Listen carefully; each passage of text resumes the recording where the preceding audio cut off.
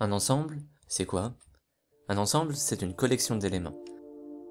Soit E un ensemble quelconque. On peut définir E en énumérant tous ces éléments. E contient ainsi 3 éléments, 5, 6 et 7. On peut définir un ensemble autrement avec une formule. Par exemple, en disant que chacun de ces éléments est un nombre entier et est compris entre 5 et 7. Il est possible qu'un ensemble ne contienne aucun élément. Dans ce cas, il est appelé ensemble vide. De plus, les éléments ne sont pas forcément des nombres. Posons T qui comprend 2 et E. On a alors T qui comprend 2 et l'ensemble comprenant 5, 6 et 7.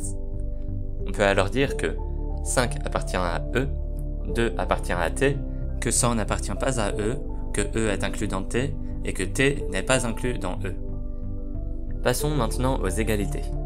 Un ensemble est égal à un autre s'ils contiennent les mêmes éléments. Ainsi, si H comprend 5, 6 et 7, alors H égale E. Cela veut aussi dire que peu importe l'ordre des éléments et leur nombre, s'il y a les mêmes éléments, les ensembles sont égaux. Ainsi, H égale E est égal à l'ensemble comprenant 5, 6, 6, 7, 6 et 7.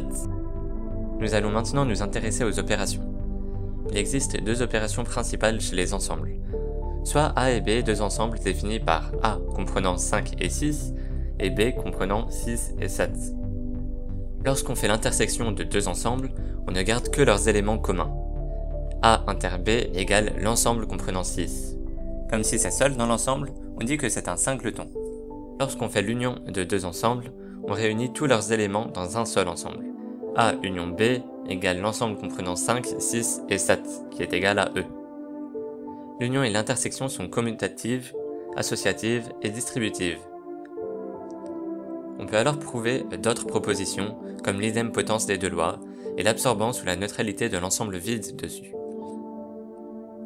Avec les ensembles, il y a aussi la notion de complémentarité. Par exemple, le complémentaire de la partie B sur l'ensemble E est tout ce qui appartient à E, mais pas à B. Donc ici, l'ensemble comprenant 5.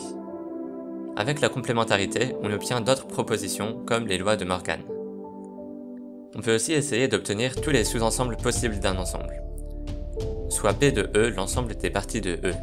P contient alors E, chacun des éléments à part, mais aussi chaque combinaison possible de ces éléments.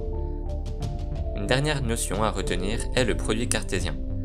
A croix B est l'ensemble des couples X, Y, où X appartient à A et Y appartient à B. Lorsqu'on fait le produit cartésien de A croix A, on peut écrire A carré et on parle de carré cartésien de A. Cette notion est souvent vue lorsqu'on parle des réels. En géométrie, on considère souvent R comme la droite réelle, R carré comme le plan euclidien et R cube comme un espace euclidien. En effet, chaque point du plan s'écrit avec deux coordonnées, faisant tous deux partie des réels, tandis que pour un espace, on utilise trois coordonnées, chacune appartenant au réel. Le produit cartésien, qui a l'air d'être compliqué, est en fait facile à utiliser. Prenons un exemple plus évident. Soit A contenant le cœur, le valet, le trèfle et le pique, soit B contenant les nombres de 1 à 13. A croix B permet alors d'obtenir un jeu de cartes classique. Il existe des ensembles de nombres particuliers à connaître. Les entiers naturels sont les entiers positifs. Les entiers relatifs sont les entiers positifs ou négatifs. Les décimaux ont un nombre fini de chiffres après la virgule. Les rationnels peuvent s'écrire sous forme de fractions. Les réels peuvent s'écrire avec une part entière et une liste finie ou infinie de décimales. Pour finir, il y a les complexes, un peu spéciaux, qui sont constitués d'une partie réelle et d'une partie imaginaire. Chacun de ces ensembles sont représentés par une lettre avec une double barre. Merci à tous d'avoir regardé, c'est déjà la fin de cette vidéo.